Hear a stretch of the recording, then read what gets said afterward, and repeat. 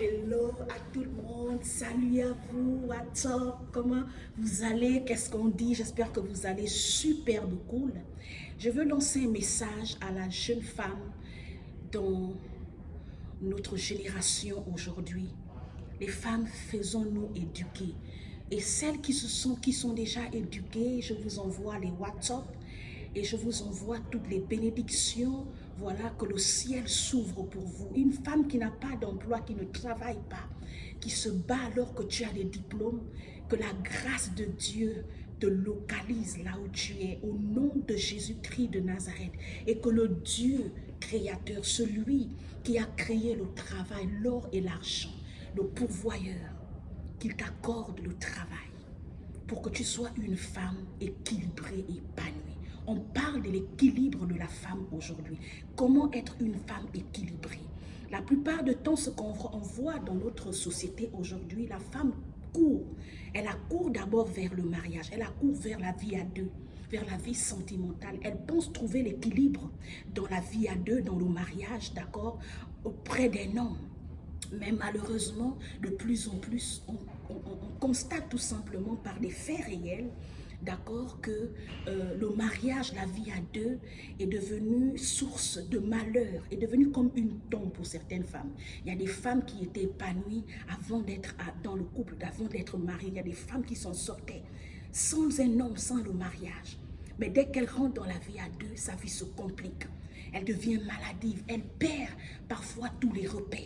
Il n'est pas dit que quand tu te mets en couple, tu dois abandonner tes rêves, ma soeur. N'abandonne pas tes rêves. Reprends-toi en main. Je suis venue t'encourager, ma soeur. Reprends ta vie en main. Peu importe là où la vie, les situations, les circonstances et les temps t'ont amené, là où tu te trouves instantanément quand tu vas regarder ce message, relève-toi. Va te refaire éduquer. Regarde, aujourd'hui, ce qui est bien, si tu as déjà travaillé une ou deux fois, tu peux prendre ce qu'on appelle le loan aux États-Unis. Le loan, c'est un crédit bancaire qui te permet de payer tes études. Les gens prennent les crédits pour acheter des voitures. Une voiture qui va se casser du jour au lendemain. Mais l'éducation, c'est un bien, d'accord, à long terme. L'éducation, c'est un bien à long terme. C'est quelque chose qui va te poursuivre à vie, mais qui va avoir non seulement un impact sur toi-même, mais sur ta descendance, sur tes enfants. D'accord? Donc, être une femme éduquée aujourd'hui, c'est quelque chose de très important. Je suis venue dire à la femme, arrête de croiser les bras parce que tu es mariée, parce que tu es en couple, parce que l'homme s'occupe de toi en ce moment. Mais laisse-moi te dire que ma soeur, l'homme n'est pas éternel. Un jour, cet homme-là peut te quitter. Un jour, cet homme-là peut... Je ne souhaite pas. Il y a la mort, il y a la santé aujourd'hui, il y a les AVC aujourd'hui, tout peut se passer. Alors ne t'appuie pas seulement sur le fait qu'aujourd'hui tu vis avec un homme, un provider qui s'occupe de toi, qui pourvoit tes besoins. Non, maman, lève-toi, je t'en supplie par les compassions du Seigneur. Avec la grâce de Dieu, j'ai obtenu ma licence en cosmologie. Cosmologie. C'est la science, d'accord, qui étudie les cheveux. Si vous avez, par exemple, l'alopécie, d'accord, la perte de cheveux, vous avez un problème de cheveux, voilà, j'ai eu la grâce d'étudier, d'accord, d'étudier dans ce domaine, dans ce secteur-là. Je suis en train de poursuivre et obtenir ma licence, d'accord, pour devenir infirmière. Ce n'est pas pour de l'orgueil, de la prétention, mais c'est pour dire que j'ai compris une chose, que même le mariage ne rend pas heureux. Ce qui rend la femme heureuse aujourd'hui, c'est le fait que toi-même d'abord, tu sois heureuse et épanouie.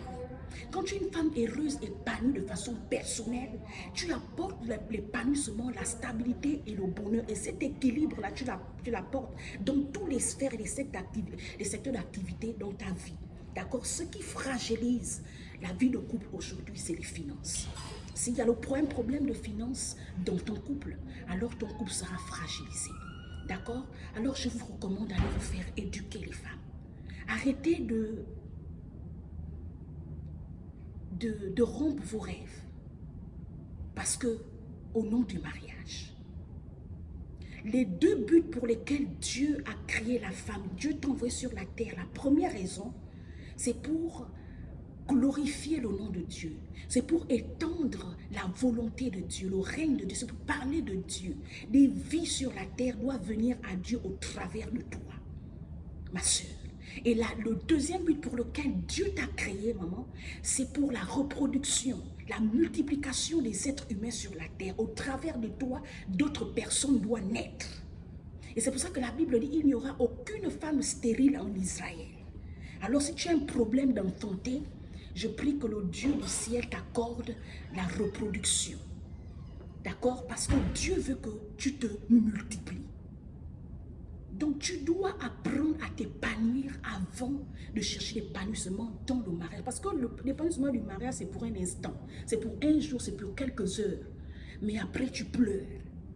Trop de femmes sont cassées et blessées dans cette société parce qu'elles se sont appuyées d'abord sur l'homme. Or, la parole de Dieu dit, malheur à l'homme qui se confie en l'homme. Malheur en l'homme qui met son espoir en l'homme. Malheur en l'homme